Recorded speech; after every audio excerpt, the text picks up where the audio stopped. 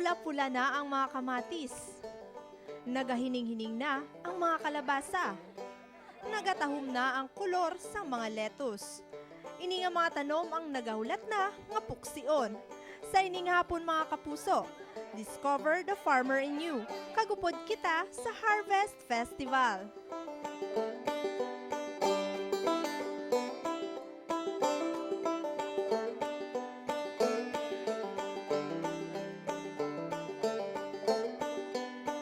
Diri sa Harvest Festival sa Banwasang Murcia, may ara sang lettuce, hot pepper, marguso, kalabasa, kamatis kag madamo pa.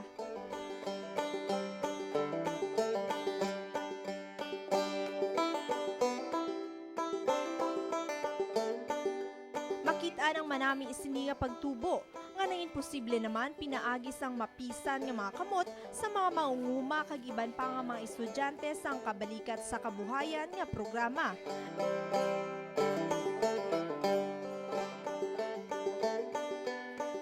Ini sa pagpanguna sang foundation sang isa kadako nga mall sa pungsod, kabulig ang Department of Agriculture, Department of Social Welfare and Development kag iban pa nga mga NGOs. To empower the farmers with simple agricultural technology in order to improve their livelihood. Ang kabalikat sa kabuhayan, isa ka libre nga pagtuon tuhoy panguma. Tuig 2007 sang inigin suguran, kag sa ini nga adlaw nag-graduate ang batch 47. Ini siyang kabalikat actually is a season-long training program. Actually, mga small farmers are also easy to teach. Basta importante nakita nila and they do it.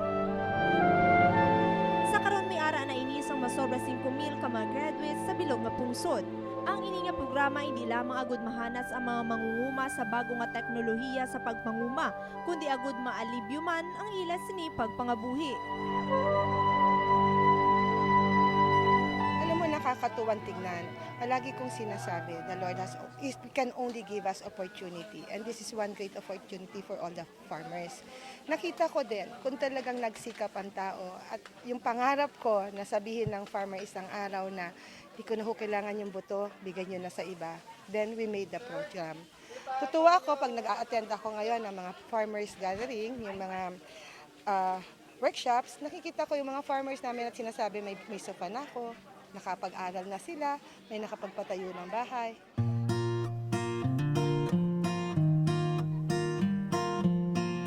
So ang Sustainable Livelihood Program, kami po yung transition strategy to generating more extra income para sa mga beneficiaries ng Pantawi Program. Kami nagbibigay ng micro-entrepreneurial know-how sa mga beneficiaries. So eventually, sana malilink namin sila sa bigger markets.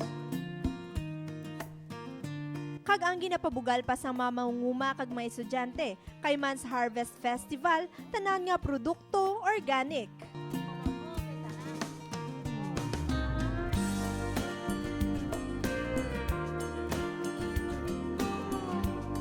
Gani ini ang suportado man sang lokal nga gobyerno sang Banwasang Murcia.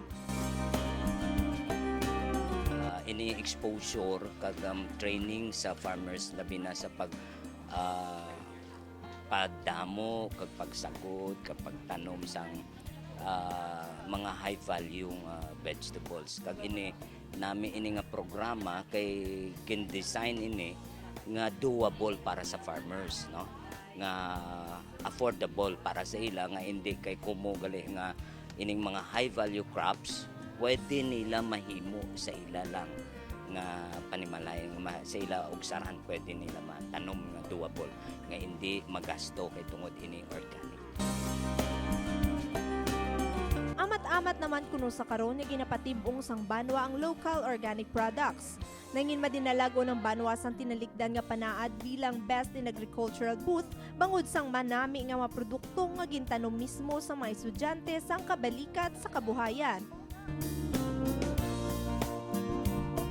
Tugang pagid ni nga mga practitioners nga mag-graduate diri would go into organic na kay ti ini response man ni naton sa aton Republic Act, no, nga katahom sang caption sang Republic Act nato no 168, touching the heart, bridging the gap, touching the heart, no?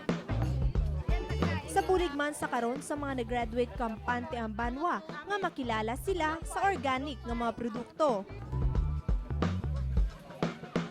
Sa tanan nga farmers sa diri sa Morsia, P4MP, 4Ps, kag ang mga volunteers nato ng mga farmers, kabay pa nga sa pag-graduate nyo ni, hindi naguntat dire. We will be going to follow up. We will organize you into an association para nga mangin isa, no?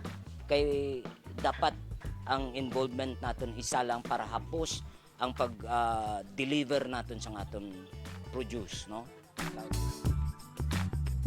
Sa ini nga Harvest Festival, makita sa nawong sa mga mangunguma kag estudyante ang kalipay. Hindi lamang kay nagraduar sila, kundi bangod sa kalidad sang ila sini mga ginpang tanom nga produkto.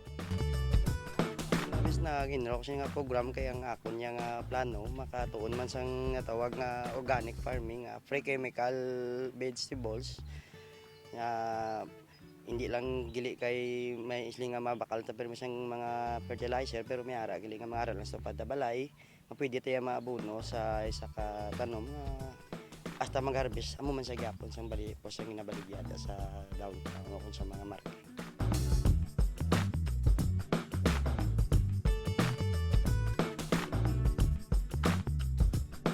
Architecture man ang natapos nga kurso ni Alan, apang gapangaduwa naman ang hilig sini sa panguma.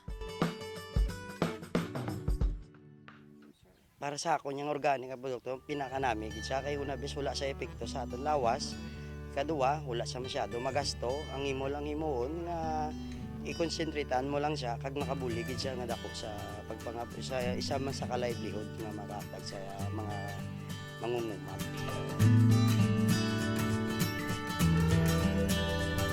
Para na mas ma-expand pa ang ang knowledge ta sa organic vegetable production. Okay, ang organic organic agriculture hindi man gud na siya naguntat kung may kabalo ka na isa ka technology hindi na siya naguntat ra. Kay man sige na siyang sige nang develop ba. I mean ang technology every day nag-develop. Hantod kay di man kita makasili nga karon perfect na ang practice ko. Pagkabuas gali may ara naman bago. Bangod Harvest Festival, nangin puno man inisang kinasadya, nangin adlaw gid ini para sa tanan nga naggraduar.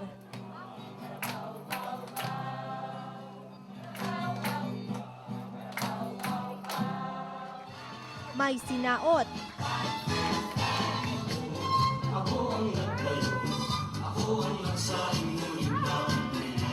May linuto, nga naging kompetisyon pa. Kag syempre ang mga panakot sini wala liwan kundi ang mga produkto nga ila mismo gintunan kag ginpangabudlayan nga tanom. Kag nagboodle fight pa.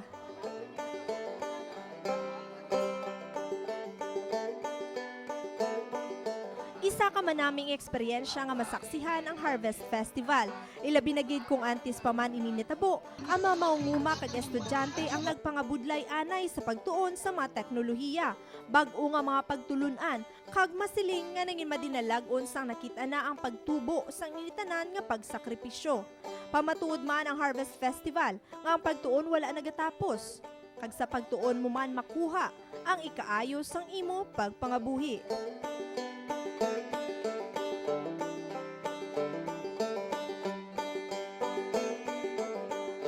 Stephanie Azuzena para sa Issue Subong.